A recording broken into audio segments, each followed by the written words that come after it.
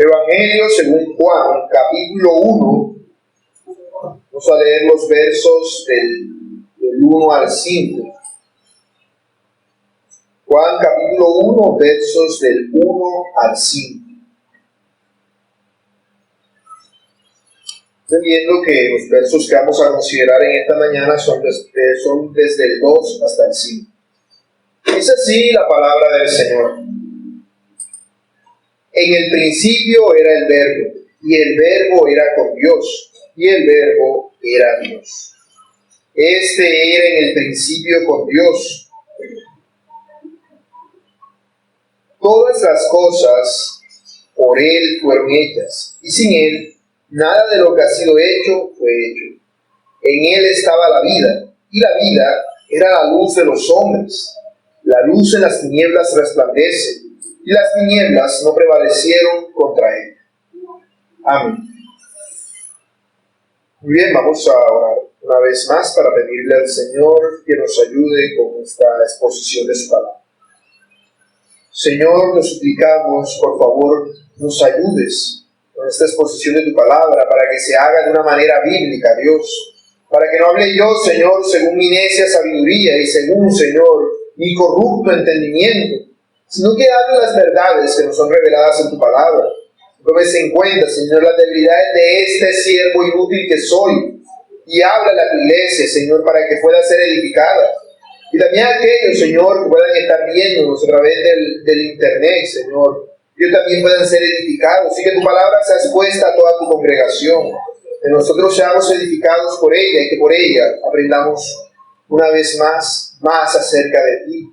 Y nuestra convicción acerca de que tú, Cristo, eres el Hijo de Dios, se haga más fuerte en nuestros corazones. Te lo suplicamos, Cristo eterno, en tu santo nombre. Amén y amén.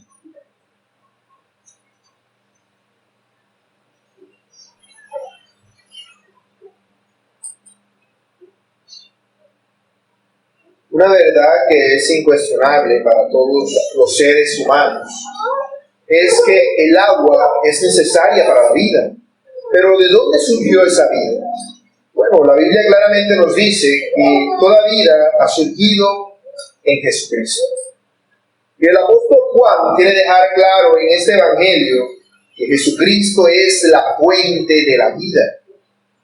Él es la fuente de toda vida, tanto de la vida natural como de la vida eterna.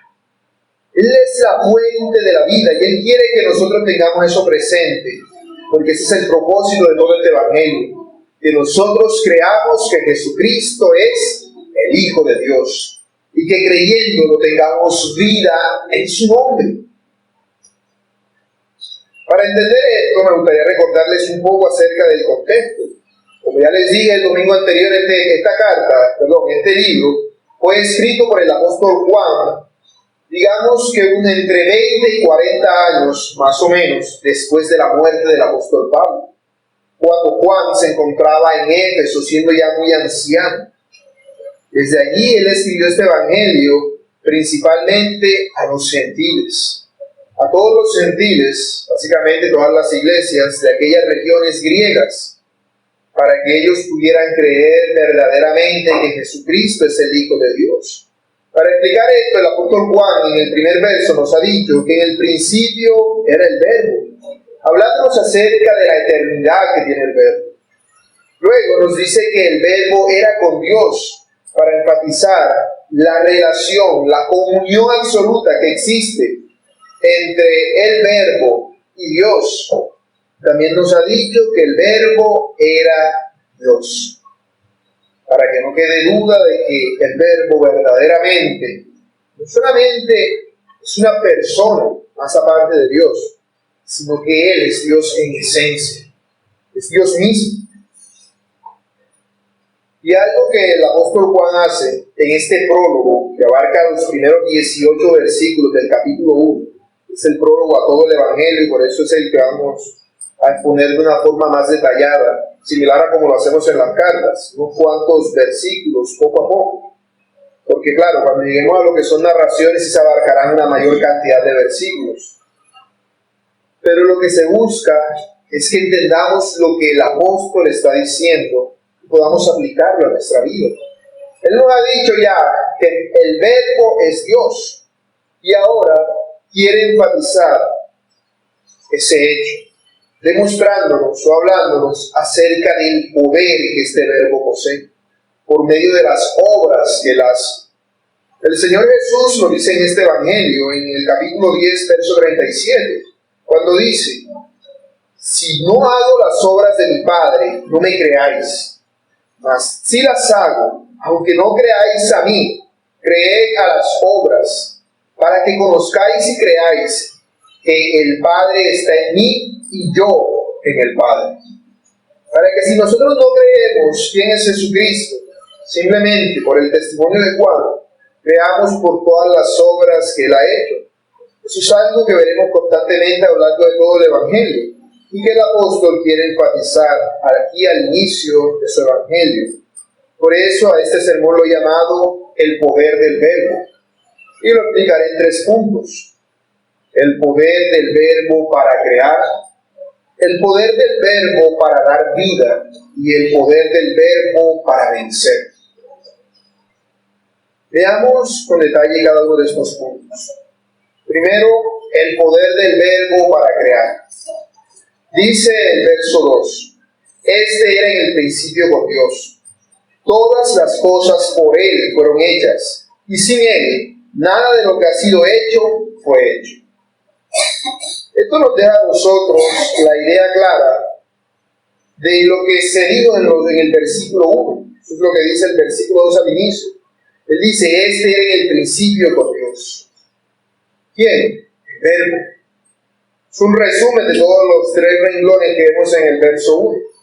Diciendo que Él es aquel que existía eternamente con Dios. Existía eternamente con Dios, siendo que es Dios mismo. Eso no es algo nuevo. Es algo nuevo en el hecho de que es revelado.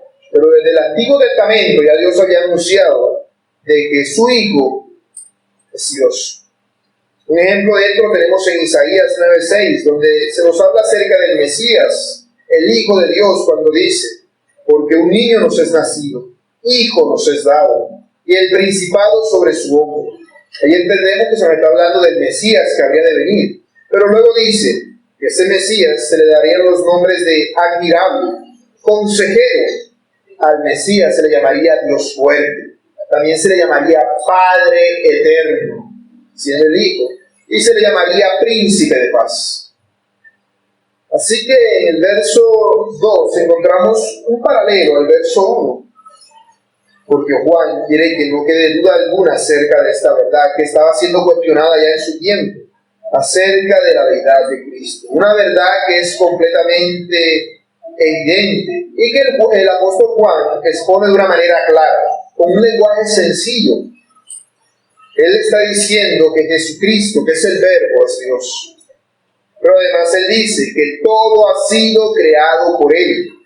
Y si queda alguna duda de ello, lo expone de manera negativa, diciendo, nada ha sido hecho.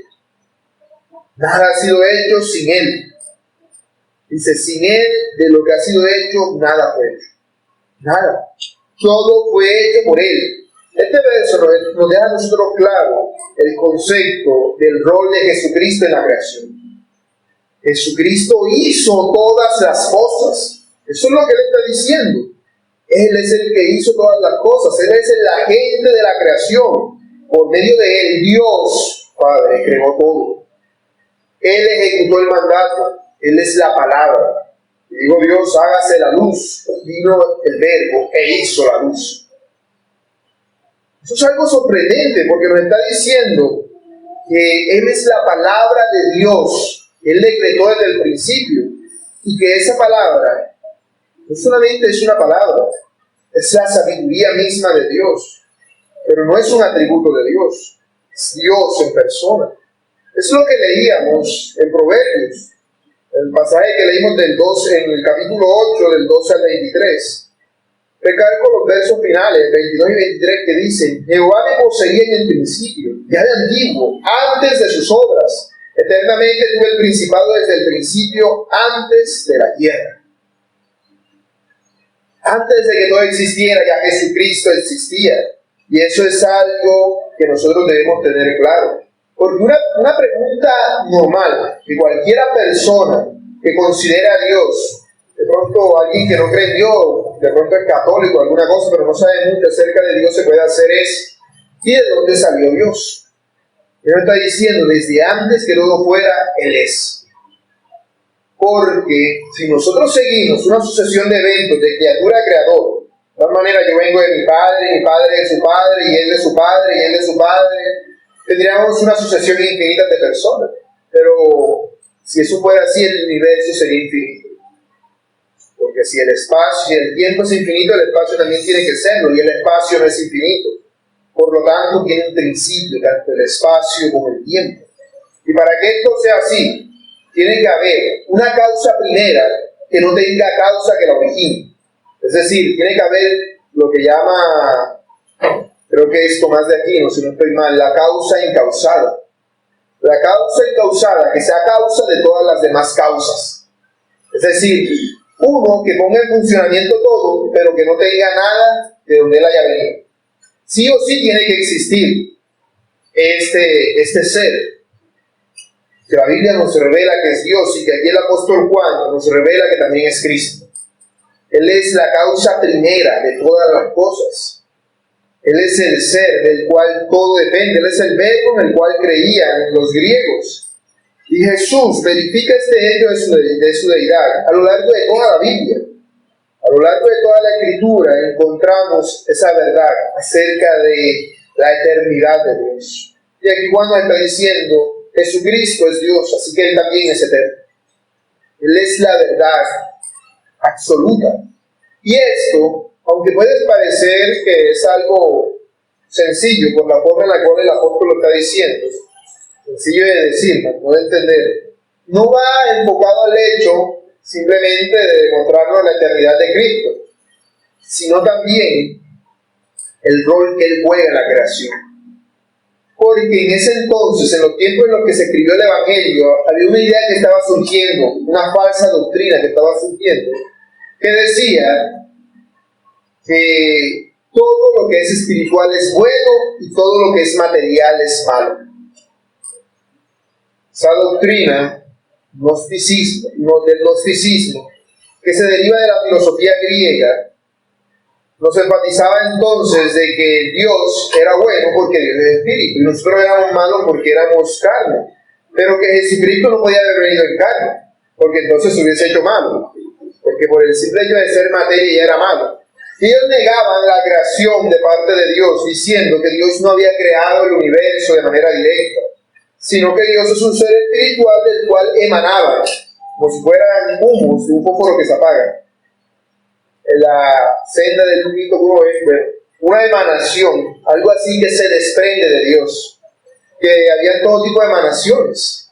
Una de ellas fue el diablo, y otra de ellas, que también era mala, creó el mundo y todo lo que existe, y el mundo fue creado por un agente maligno que se le escapó a Dios, por así decirlo. Pero Juan está diciendo: no, el agente de la creación es el verbo, el cual a su vez es Dios. Él es el que ha creado todas las cosas. Él no es un espíritu menor. Él no es un ángel. No, el verbo es Dios. Y Él creó todas las cosas. No solamente las creó, Él las contiene y las mantiene y las sostiene. Colosenses 1:16 dice: y Él es antes de todas las cosas. Es lo mismo que estamos viendo acá, ¿cierto? Pero luego sigue diciendo: y todas las cosas en Él subsisten. Todas las cosas en Él subsisten. Todos subsistimos en Él. Y aquí Él es Jesucristo. Eso lo sabemos porque sigue diciendo: y Él es la cabeza del cuerpo, que es la iglesia, el que es el principio, el primogénito de entre los muertos, para que en todo tenga la preeminencia. Él es el principio. No solamente está diciendo que estaba en el principio, Pablo acá, sino que Él es el principio en sí mismo. Todo fue hecho por Él. Todo fue hecho por Él. De tal manera que la maldad que nosotros observamos en el mundo no tiene nada que ver con Él. El hecho de que haya mal en el mundo no tiene nada que ver con Él. Él creó al mundo bueno, y bueno en gran manera. Entendemos que la maldad es consecuencia del pecado. Cuando decimos maldad, nos referimos a lo que se llama el mal no solamente humano, sino el mal natural. Lo que se puede considerar un huracán, un terremoto, una catástrofe que mata a un montón de personas. A esto la gente, o en filosofía, se le conoce como ese mal que tiene la naturaleza. Pero la Biblia nos enseña de que ese mal que ellos llaman mal de la naturaleza también es consecuencia del pecado. Es la manifestación de la ira de Dios contra hombres pecadores. Romanos 8:19 lo dice así: porque el anhelo ardiente de la creación es el aguardar la manifestación de los hijos de Dios. La creación entera espera que los hijos de Dios sean manifestados como un nuevo cuerpo, perfectos, como era en un principio, pero mejor, sin maldad. ¿Por qué? Dice Pablo en Romanos 8, porque la creación fue sujetada a vanidad, no por su propia voluntad, sino por causa del que la sujetó en esperanza, porque también la creación misma será libertada de la esclavitud de corrupción a la libertad gloriosa de los hijos de Dios. Así que tenemos que aún la creación está sujeta a vanidad, sufre las consecuencias del pecado. ¿Por qué ocurre un terremoto? ¿Por qué hay huracanes? Si todas las cosas subsisten en Cristo, porque Él mismo lo permite. Esta es la manifestación de su juicio sobre una raza humana caída y pecadora. Es por nuestro pecado que aún el mundo llora. Ese llanto lo vemos en forma de diluvios, lo vemos en forma de terremotos, lo vemos en forma de volcanes que hacen erupción y matan a muchas personas. Lo vemos en forma de un virus que nos hace encerrarnos a todos en nuestras casas. Y de virus mucho peores que han existido en el mundo, de plagas mucho peores que han existido en la historia, que inclusive han llegado a erradicar la tercera parte de la humanidad. Todo esto es consecuencia del pecado del ser humano, mas no del Creador. Todas las cosas por Él han sido hechas, y Él las sostiene, Él las sustenta, Él les da vida. Él es el Creador, porque Él tiene poder para crear. Él dice, sea la luz, y es la luz. Él dice, produzca la tierra, y no se pone a andar diciendo, bueno, vamos a hacer aquí, a revolver esto con esto, para que... No, Él dice solamente, y existe. Ese es el poder de Él, el poder de la palabra, porque la palabra tiene poder, la palabra de Él, no la nuestra, la suya tiene poder, porque ese es el poder del verbo. Por eso se le está llamando el verbo. Otras versiones lo llaman la palabra, precisamente por lo mismo, porque tiene el poder de la creación. Punto número 2. El poder del verbo para dar la vida. Dice, en Él estaba la vida, y la vida era la luz de los hombres. Aquí encontramos la economía de las palabras inspiradas por el Espíritu Santo para hablarnos acerca de la encarnación de Cristo. Jesucristo es la vida en persona, porque Él es la personificación de algo que nuestra mente no entiende. Un espíritu, Dios. Dios es espíritu purísimo y sapientísimo. Él es la vida y la luz eterna. Y Él ha venido a este mundo, un mundo lleno de tinieblas. La vida estaba en Él. Es decir, Él es el origen de la vida.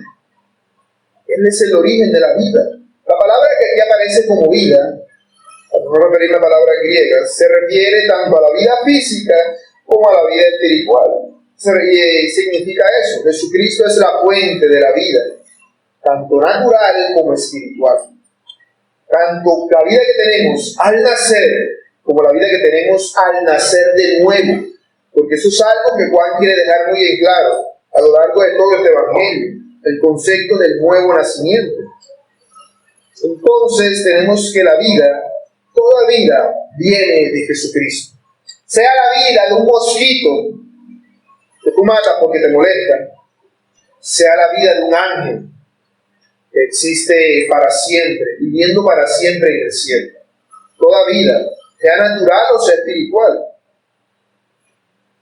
Entonces, la palabra que aquí aparece se refiere a todo tipo de vida, pero por el contexto general de todo el Evangelio y lo que Juan quiere decir, entendemos que él va enfocando hacia lo que es la vida eterna o la vida espiritual, la nueva vida en Cristo, una vida que es superior.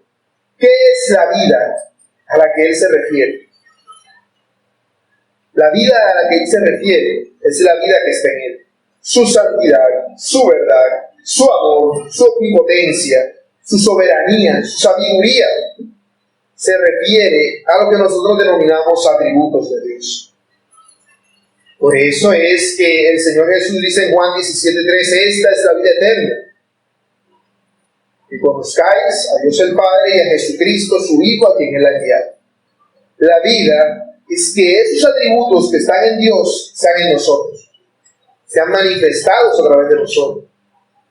Por eso dice, en Él estaba la vida eterna. Estaba en el sentido de darla, estaba en el sentido de empezar, hacer que empezar.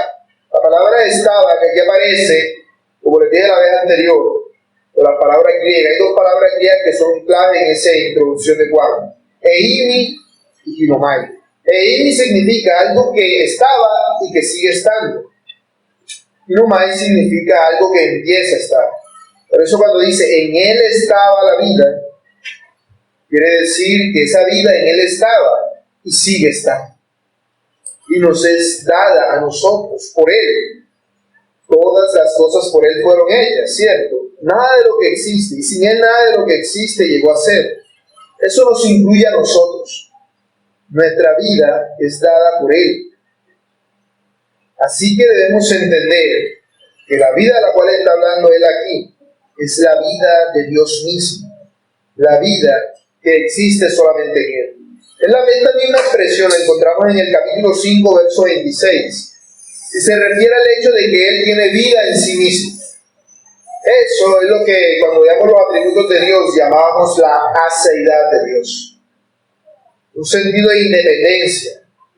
Al decir que en Él está la vida, quiere decir que toda vida depende de Él. Cuando uno muere es porque esa vida nos es quitada. Somos separados de aquella vida que Él nos ha dado. La vida natural nos es quitada. Eso es a lo que se refiere. Él es la fuente de la vida. Fuente que no recibe vida de otro, sino que Él mismo la produce. Es lo que veíamos también, lo que les decía hace rato, de ser el ser increado. El ser que no ha sido creado. El ser que es. Esto tiene que ver con el nombre de Dios, el ser eterno, el que permanece para siempre. No el que ha de llegar a ser, sino el que siempre ha sido y siempre va a ser.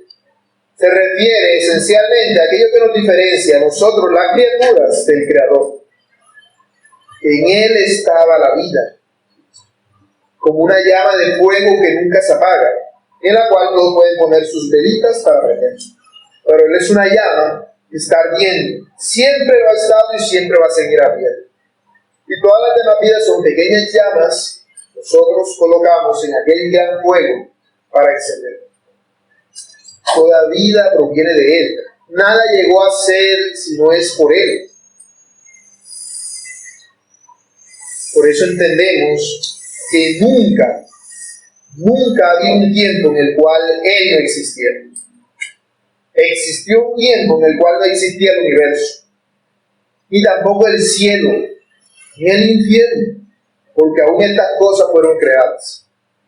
Hubo un tiempo en el que nada de eso existió, pero Dios, Jesucristo y el Espíritu Santo, uniendo a los tres que subsisten en la esencia que es Dios, siempre han existido.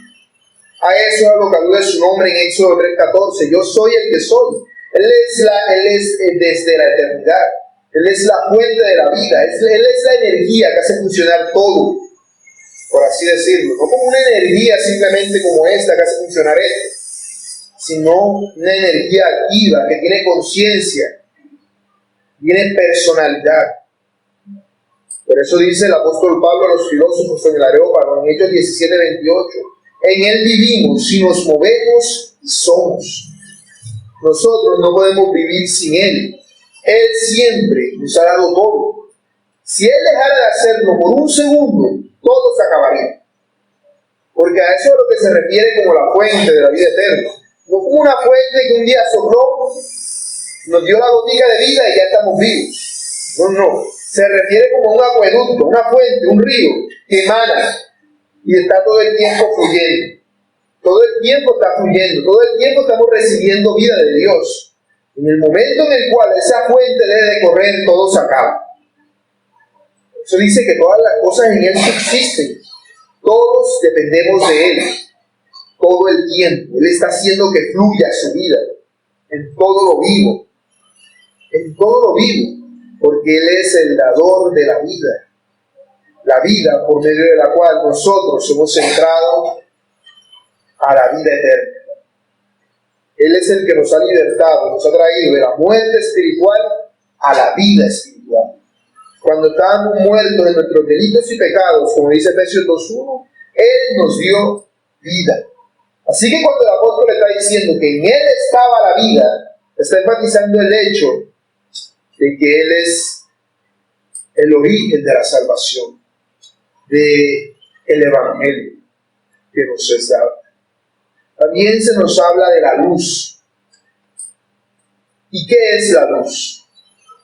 En este contexto, la palabra luz aparece junto a la palabra vida de una manera de relación absoluta, de tal forma que no se pueden separar ambos conceptos como si fueran dos cosas diferentes, como si la vida fuera una cosa y la luz fuera otra cosa. Él no lo separa. Es la misma expresión que se utiliza antes, cuando dice que el verbo era Dios. Acá dice la vida era la luz de los hombres. Pero aquí lo está igualando. Está diciendo que la vida y la luz no son dos conceptos separados. Pero si no es algo separado, entonces ¿por qué darle otro nombre? ¿Por qué referirse a ella como la luz? Se refiere a la luz porque la luz es la que manifiesta la vida. Es la que hace evidente lo que no se ve. Es la que nos quita las tinieblas. La luz es la manifestación de la vida que está en Dios. Es como aquella vida fluye hasta nosotros. Es esa iluminación que nos permite entender la verdad del Evangelio. Así que lo que busca el apóstol al decirnos que Él era la luz de los hombres, lo que está haciendo es un contraste. Él quiere que entendamos un contraste, no tanto entre vida y muerte, sino entre luz y oscuridad. Porque el que no está en la luz, está en las tinieblas o en la oscuridad. Eso es lo que el Señor afirma en Juan 8:12. Yo soy la luz del mundo. El que me sigue no andará en tinieblas, sino que tendrá la luz de la vida. Sí que entendemos de que la luz es un contraste que Él quiere hacer entre los atributos perfectos de Dios y los atributos imperfectos que nosotros comunicamos. Él está diciendo, yo soy santo, ustedes no. Él está diciendo, yo soy la verdad, ustedes son la mentira. Todos esos conceptos los encontramos por todo el Evangelio de Juan. Él quiere hacer el contraste entre una cosa y la otra. Sin Él, sin esa luz, nosotros no tenemos vida. Sin esa luz, nosotros no tenemos santidad. Sin esa luz, nosotros no tenemos la verdad. Es por eso que el apóstol habla de la luz. Dice el Salmo 36:9, porque contigo está el manantial de vida. En tu luz veremos luz. Veremos a Dios. La luz es la manifestación de la vida que hay en Dios para los hombres. Por eso dice, la luz de los hombres es lo que nos ilumina, lo que nos saca de las tinieblas. Segunda de Corintios 4:4 dice, la luz del Evangelio de la gloria de Cristo, el cual es la imagen de Dios. También dice el apóstol Pablo en el verso 6, de esa misma carta: Dios es el que resplandeció en nuestros corazones para la iluminación del conocimiento de la gloria de Dios en la paz de Jesucristo. Jesucristo es la luz de los hombres. Eso es lo que está diciendo. En Él estaba la vida, y esa vida ha venido a ser luz para nosotros. Ha venido a nosotros. Así que vemos ese contraste tan grande que está haciendo entre el apóstol Juan, entre las tinieblas y la luz, entre lo recto y lo torcido, entre lo perfecto y lo imperfecto. Jesucristo es lo perfecto y nosotros lo imperfecto. Él está haciendo un contraste entre un reino que es sublime, que es de luz, que es de vida, y un reino que es de muerte y oscuridad, que es el reino de este mundo, en el cual habitamos los hombres. Cristo es la luz de nosotros. Él está diciendo es lo opuesto. La humanidad se caracteriza precisamente por eso, por andar en tinieblas, por ser un mundo lleno de odio, contrario a la luz. Es lo que nosotros vemos si uno simplemente ve un noticiero cualquier día. ¿Qué ves? Asesinatos, robos, violaciones, todo tipo de cosas contrarias a la verdad. ¿Por qué? Porque la luz no está ahí. Simplemente es eso. No hay luz. Como cuando es de noche y se va la luz y queda totalmente oscuro. Así anda el mundo en tinieblas. El mundo anda en tinieblas lleno de pecado y perdición. Totalmente. De hecho, los momentos en los cuales el mundo ha tenido algo de luz ha sido directamente por la influencia de la luz, sea el que venga de manera correcta o incorrecta. Por ejemplo, yo puedo decir, en los tiempos de antes todo era mejor, porque no veíamos esta depravación, los hijos respetaban a los padres, los hombres con solamente el matrimonio era de un hombre con una mujer. ¿Por qué se ha ido degenerando? Bueno, no es que antes fuera mejor, es que antes en ese tiempo era mejor, antes de eso era peor. Luego, cuando vino la luz, mejoró toda la sociedad. Y al querer desprenderse de esa luz, vuelve a lo que era en un principio, oscuridad y tinieblas. Esa luz llegó a nosotros, de hecho se ve a través de lo que nosotros conocemos como el gran despertar o el gran avivamiento que empezó en Estados Unidos. Todas las leyes y todas las normas, una sociedad cristiana, con valores cristianos, que la influencia católica de nuestra región también tuvo algo de eso. Por eso podemos decir, en los tiempos de antes, de mis abuelos, o sea, en los tiempos en los que la hermana estaba joven, la sociedad no estaba tan degenerada. No es que no existiera el pecado, eso siempre ha existido, pero vemos cómo parece que va en aumento. Pero va en aumento para volver a como era en los tiempos de Noé, porque a eso es a lo que apunta. Que toda la tierra esté en oscuridad, que toda la tierra sea tinieblas.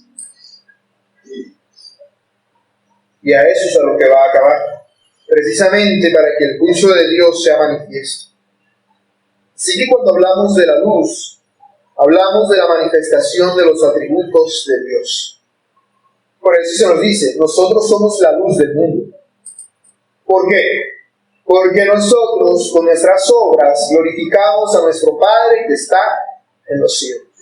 Cuando nosotros hacemos lo que Jesucristo haría, cuando representamos bien a Dios, estamos iluminando a las tinieblas. Somos un pequeño fosforito cuando no hay luz. Somos luz. Así que la luz se refiere a la verdad y el conocimiento que el Señor Jesucristo ha traído a este mundo. La verdad y el conocimiento acerca de Dios y de su voluntad. Eso es la luz. Y nosotros hemos sido llamados a vivir en la luz. Podemos hacer, por supuesto, porque el Verbo tiene el poder de dar luz cuando nos hallamos en completa oscuridad. No importa cuán oscuro se ponga el mundo y cuán perdida se vaya la sociedad. Nosotros tenemos al Verbo con nosotros. Es la luz del mundo. Punto número 3. El Verbo tiene el poder para vencer. Dice, la luz en las tinieblas resplandece, y las tinieblas no prevalecieron contra ella. Aquí vemos cómo el contraste entre la luz y las tinieblas se nos hace claro. La luz ilumina a todos los hombres, pero observemos un cambio radical en todo lo que se ha venido diciendo desde el verso 1 hasta acá. En los primeros 4 versos, todo se nos ha dicho en tiempo pasado. Todo se nos ha dicho en tiempo pasado. En el principio era el verbo estaba con Dios, el verbo era Dios, él era en el principio con Dios, él creó todas las cosas, él era la vida y la luz de los hombres. Pero ahora dice, la luz en las tinieblas resplandece. Es un cambio que nos trae al tiempo presente.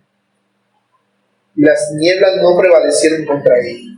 Cuando nos dice que la luz en las tinieblas resplandece, quiere decir que la luz resplandece en las tinieblas de antes y aún en las tinieblas de ahora.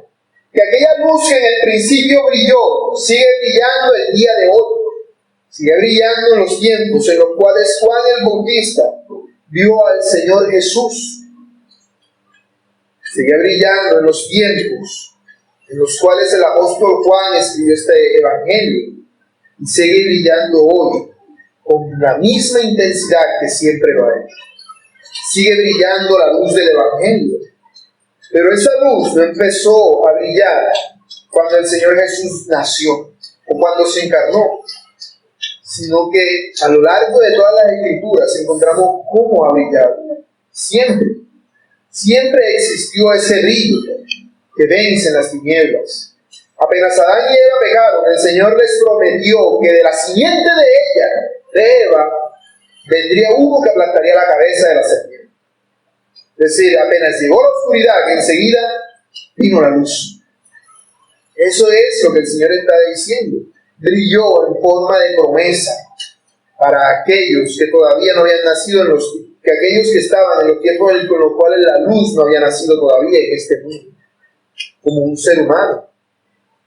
Nosotros encontramos aquella luz en todos los ritos que hacía la nación de Israel por el perdón de sus pecados al ofrecer el cordero y con todas las cosas y rituales que ellos hacían que tenían que ver con el derramamiento de sangre.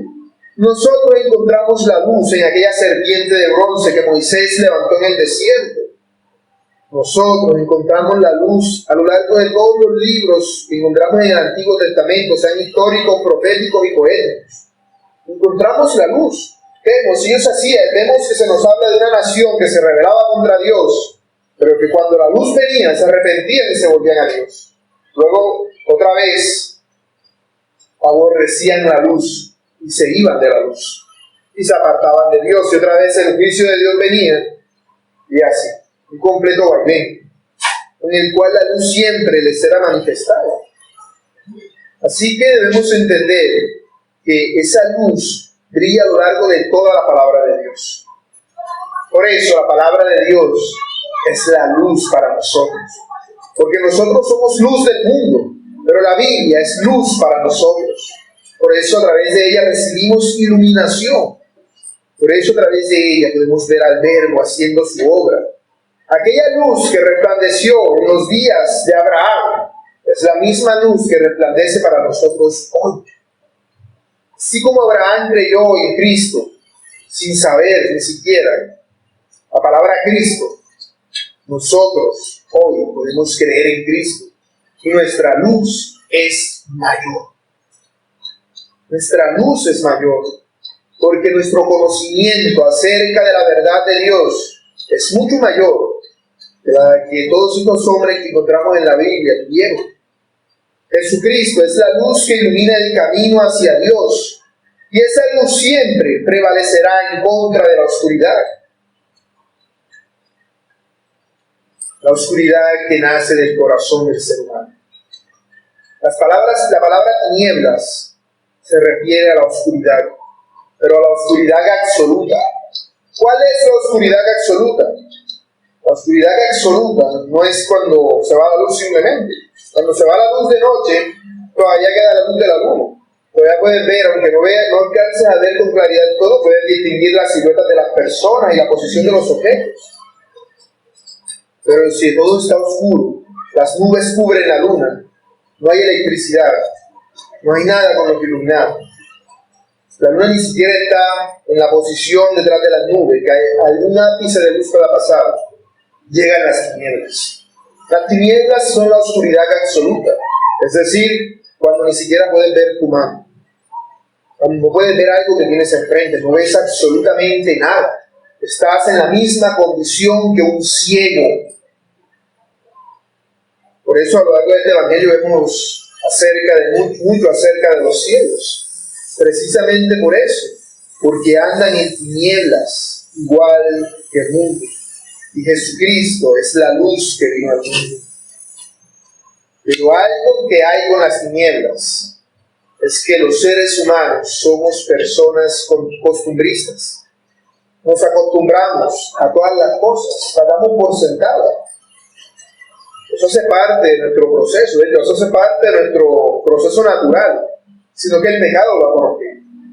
Nosotros nos acostumbramos. Por ejemplo, yo cuando aprendí a manejar la moto, yo arrancaba y eso se me apagaba enseguida porque no podía cogerle el clutch. Ahora yo no tengo que prestarle atención a eso. O quien sabe montar bicicleta, se monta en una bicicleta y anda pendiente que se va a ir para un lado y para el otro. No, cuando estaba aprendiendo se pegaba su poco solazo y tenía que ir. Ya no le prestamos atención a eso porque nuestro cuerpo se ha acostumbrado a eso.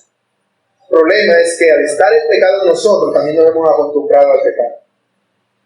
Somos por naturaleza costumbristas, pero hay algo a lo que no nos acostumbramos, a la luz. No nos acostumbramos a la luz por nuestro pecado. Ponte a ver el sol y quédate viendo un buen rato, a ver cuánto tiempo puedes aguantar haciéndolo. Ponte a ver un foco y quédate viendo un buen rato, a ver cuánto tiempo puedes aguantar haciéndolo. La luz nos enceguece, no nos gusta. Si tú estás en una completa oscuridad, tú puedes estar tranquilo, lo más tranquilo y relajado. De pronto viene la luz y ves el ratón que va por allí, ves esto por acá tirado, ves esto por acá y este despegote que fue. ¿De dónde está todo esto? Cuando estabas en tinieblas, todo te parecía mucho más sencillo. Estoy en tinieblas, no tengo que andar pendiente a todo esto, se derramó eso, bueno, ahí más o menos lo que pude, pero cuando viene la luz, entonces ahí sí toca venir y hacer esto, porque la luz nos revela lo que está mal. La luz nos revela lo que está mal en nosotros. Sócrates miente. Uno de los filósofos antiguos, por si no era Sócrates, creo que es Platón más bien, que planteó una, digamos, parábola acerca de un grupo de personas que nacieron encerrados en una cueva. Todo el tiempo estuvieron en una cueva encerrados y no veían nada, excepto la sombra de las cosas, porque detrás de ellos, fuera de la cueva, había una luz que no llegaba a donde ellos estaban. Solamente veían sombras. Las sombras a lo lejos, siluetas. Un día uno de esos hombres se liberó y logró salir de aquella cueva oscura y vio la luz. Y entendió que el mundo no era solamente sombras, como él siempre había pensado. Y se emocionó mucho. Quiso regresar a donde sus amigos que se encontraban en la oscuridad y quiso decirles acerca de que había un mundo afuera de aquella cueva y que habían cosas además de las siluetas que ellos siempre veían. Y cuando fue a hacer eso, sus amigos lo trataron de embustero y lo mataron. Literal, porque no querían saber nada más allá de lo que ellos siempre habían conocido. Porque la verdad les era molesta. Porque la luz hace evidente nuestra maldad. Por eso, la oscuridad es enemiga de la luz. Y por oscuridad me refiero al pecado que hay en nuestros corazones. Por eso la tendencia natural es a aborrecer a Dios y a su reino. La tendencia natural es aquel que habla acerca de la verdad, tratar de matarlo, de hacerle daño y de callarlo. No soportamos escuchar la verdad, porque nos habla mal acerca de nosotros mismos. Pero la Biblia nos está diciendo claramente que la luz resplandece en las tinieblas, que la luz vence a la oscuridad. Aún si estás en un lugar oscuro, en una tiniebla absoluta que no ves en tus propias manos, todo eso se puede acabar simplemente prendiendo un foco.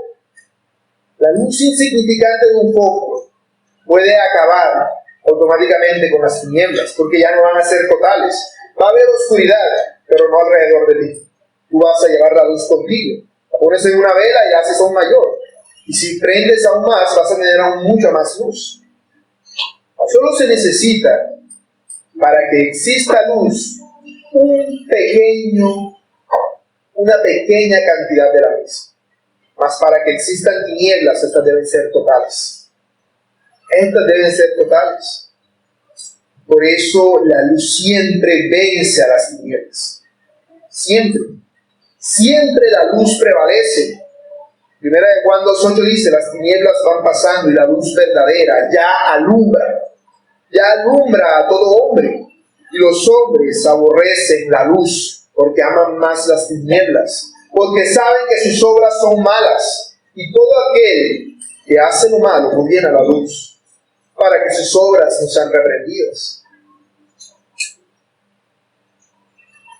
El reino de las tinieblas es un reino opuesto a Cristo, pero es un reino que ya está vencido. Y los cabecillas de ese reino, los demonios, ya lo saben.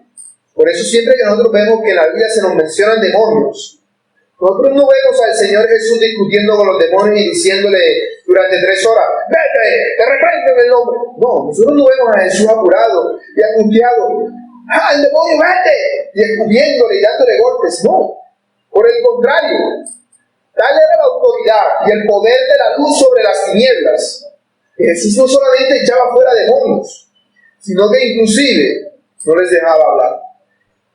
Ellos se ponían a decir, tú eres el Cristo, el Hijo del Dios viviente. Y Jesús los mandaba a callar, para que no anden dándole luz a quienes no tienen que recibir luz. Dice, por ejemplo, Lucas 4:41. Salían demonios de muchos, dando voces y diciendo, tú eres el Hijo de Dios. Pero él los reprendía y no les dejaba hablar, porque sabían que él era el Cristo. Mateo 8:29. ¿Qué tienes con nosotros, Jesús, Hijo de Dios? ¿Has venido acá para atormentarnos antes de tiempo?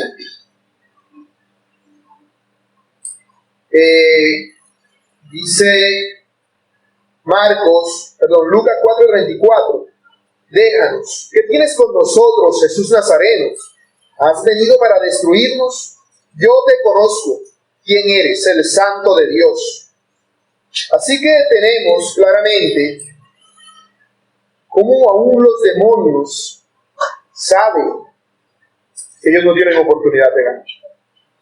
Ellos no tienen nada que hacer. Ellos saben que van a ser vencidos y que están sujetos a la autoridad de Cristo. Por eso dice en Santiago 2:19, tú crees que Dios es uno, bien haces. También los demonios creen y tiemblan. Ellos no se van a decir, yo creo que Dios no existe. No, ellos tiemblan ante la luz, porque ya han sido vencidos. Y si los demonios, que son superiores en cuanto a poderes, no en cuanto a la imagen de Dios, pero sí en cuanto a los poderes, por así decirlo, que ellos poseen, tiemblan ante el poder de Cristo, ¿qué se puede esperar de una raza humana caída y pecadora? ¿Qué pueden hacer ellos contra el Hijo de Dios? Nada que Él mismo no permita. Nada que Él no lo permita. Así que así como los demonios entienden su posición dentro de todo esto, nosotros debemos entender de que Cristo ya ha vencido. Siempre. Ese es el mensaje que nosotros vemos claramente en las Escrituras. Por eso Satanás trató de extinguir la vida del Evangelio en Adán y Eva. Por eso se levantaron muchos enemigos en contra de la nación de Israel, para tratar de acabar con el pueblo del cual tendría el Mesías. Por eso inclusive trataron de que el linaje del rey David, a través del cual tendría el Cristo, no se diera. Por eso, cuando nació el Señor Jesús, trataron de matarlo, siendo un bebé, porque no querían que empezara el poder de la luz. Por eso, cuando Él empezó su ministerio, el diablo trató de tentarlo para alejarlo de la cruz. Por eso, más adelante, trató de tentarlo inclusive a través de Pedro, para que se apartara de la cruz. Y por eso, en última, volcó al supuesto pueblo de Dios a que lo mataran en una cruz. Y esa fue la victoria suprema. Eso fue lo que hizo que la luz saliera de Él desprendida y acabara por completo con las tinieblas. porque los seres humanos siempre quieren rechazar la luz, pero la luz siempre permanece. Es lo que dice en Romanos 1:18 al 21. Porque la ira de Dios se revela desde el cielo contra toda impiedad e injusticia de los hombres, que detienen con injusticia la verdad. Porque lo que de Dios se conoce les es manifiesto, pues Dios se lo manifestó. Porque las cosas invisibles de Él, su eterno poder y deidad, se hacen claramente visibles desde la creación del mundo, siendo entendidas por medio de las cosas hechas, de modo que no tienen excusa. Pues habiendo conocido a Dios, no le glorificaron como a Dios ni le dieron gracias, sino que se envanecieron en sus razonamientos y su necio corazón fue entenebrecido. Ellos no quisieron la luz, así que Dios les dio una oscuridad todavía mayor que la que ya tenían. Porque a aquel que tiene, se le dará todavía más. Y al que no tiene, aún lo poquito que tiene, se le quitará. A los que tienen luz se les dará mucha mayor luz. Y a los que aborrecen la luz, la poquita luz que tienen, se les va a volver oscuridad. Por eso el ser humano que vive sin Cristo es un ser que anda en tinieblas. Rechazar a Cristo es vivir en la oscuridad, es vivir en las tinieblas. Dice en Juan 8:24 el Señor Jesús: por eso os dije que moriréis en vuestros pecados, porque si no creéis que yo soy, en vuestros pecados moriréis. Todo aquel que no cree que Jesucristo es el Hijo de Dios anda en tinieblas y en tinieblas se va a quedar. Pero si nosotros creemos, hemos sido llamados y sacados de las tinieblas a la luz que es invencible. Dice el Señor Jesús en Juan 12:46: yo, la luz, he venido al mundo para que todo aquel que cree en mí no permanezca en tinieblas, no permanezca en la ignorancia acerca de Dios. Así que vemos cómo la luz tiene el poder de vencer a las tinieblas, cómo el Verbo tiene el poder de vencer sobre todos nosotros y de traernos a la luz que es Jesucristo. Él tiene el poder y ese poder es efectivo. Algo que nosotros podemos llegar a pensar en algún momento es que yo creo, pero que me falta creer, o que no creo lo suficiente. Pero si tú no crees lo suficiente, entonces no crees. Porque solamente es algo contrastante entre luz y oscuridad, creer y no creer. Si yo te digo, una persona, por ejemplo, que está evangelizando, te dice, yo creo, pero no lo suficiente, es porque no creo. Es una tontería, es como si yo te dijera, te voy a prestar esto, y tú me dices, no te creo. Eso es una ofensa para mí, que anden haciendo tal cosa. Porque estoy diciendo esto, y Jesucristo está diciendo, si creen en mí, tendrán vida. Y si ellos se rehúsan a creer, están ofendiendo al Hijo de Dios. Están levantándose en contra de Cristo y están escogiendo las tinieblas por sobre la luz. Y la luz siempre permanecerá. La luz tiene el poder de limpiarte de todo pecado, porque ninguna oscuridad permanece ante él. Todo puede estar totalmente oscuro, y en un instante, cuando prendes el foco, las tinieblas se van. Aplicaciones. Mis hermanos, el hecho de que Jesucristo es el Hijo de Dios es una verdad incuestionable. Y nosotros no debemos dar lugar a dudas a eso en ningún momento. En ningún momento. El problema, ¿saben cuál es? Que lo hacemos. En algunos momentos. ¿Cuándo? Cuando pecamos. Porque si tú crees que Jesucristo está en ti y tú voluntariamente cometes algún pecado, en ese momento estás diciendo en tu corazón, no hay Dios. Entonces, si esa maldad, aún hay un poco de esa maldad en ti, tú no puedes darle cabida a la más mínima cantidad de ella. No debes ni siquiera escuchar hablar a personas que nieguen la deidad de Cristo. El apóstol Juan lo dice de esta manera en su segunda carta, en el verso 10. Dice así: si alguien los visita y no lleva esta enseñanza, no lo reciban en casa ni le den la bienvenida. Esta es la nueva versión internacional, la que leí ahí. Si alguien los visita y no lleva esta enseñanza, no lo reciban en casa ni le den la bienvenida. ¿Qué está diciendo el apóstol Juan? Si alguien te visita para enseñarte acerca de Dios, y te enseña que Jesucristo no es Dios, ni siquiera lo recibas en tu casa. Literalmente. Eso es una verdad que puede sonar tajante para todos los que vemos a lo largo del Evangelio y del amor y de nuestro deber hacia nuestros semejantes. Pero aquí dice no. Es que esto es algo con lo cual no debemos ni siquiera compartir. Es decir, Juan está diciendo básicamente que ni siquiera le des un vasito de agua. Que seas totalmente, como dice, un antipático contra aquellos que rechazan la deidad de Cristo. Es así. De hecho, hay una tradición, una historia, que dice que en cierta ocasión el apóstol Juan y su discípulo Policarpo estaban bañándose en uno de estos baños públicos que había en ese tiempo. En ese entonces no había plumas, por así decirlo, que me iba a duchar en mi casa. Tenían que ir a baños públicos que habían. Y dice que en ese momento llegó a bañarse uno de estos maestros que enseñaba que Jesucristo no había venido en carne. Y apenas lo vio, Juan soltó su implemento con lo que se estaba limpiando y le dijo a Policarpo, vamos, no debemos estar en este lugar, porque aquí hay un hereje. Se pararon así a medio bañar, se cambiaron y se fueron, porque era mucho mejor irse sin bañar completamente que compartir la ducha con un hereje de este tipo. Porque es algo a lo cual ni siquiera debemos darle cabida. Ni siquiera. Ahora, aquí estoy hablando de personas que enseñan este tipo de cosas, no de personas que simplemente la creen. Si no, no tendríamos que dejar entrar en nuestra casa a nadie. O tendríamos que ser antipáticos con todo el mundo.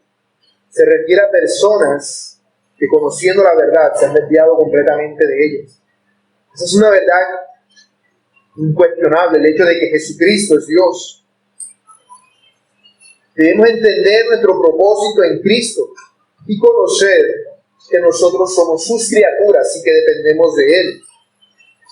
Lo que dice Colosenses 1:16, porque en Él fueron creadas todas las cosas, las que hay en los cielos y en la tierra, visibles e invisibles, sean tronos, sean dominios, sean principados, sean potestades. Todo fue creado por medio de Él y para Él. Todo evangelio que no se centre en la deidad de Cristo es un falso evangelio.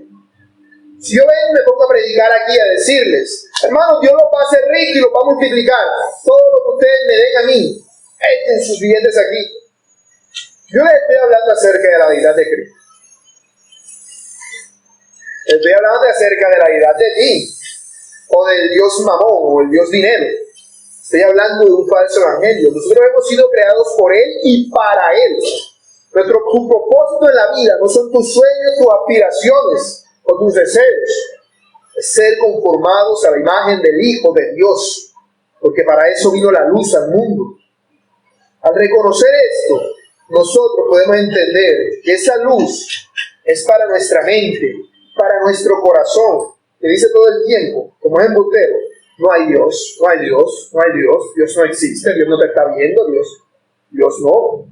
Eso es lo que hace el corazón, pero eso que es embustero y engañoso.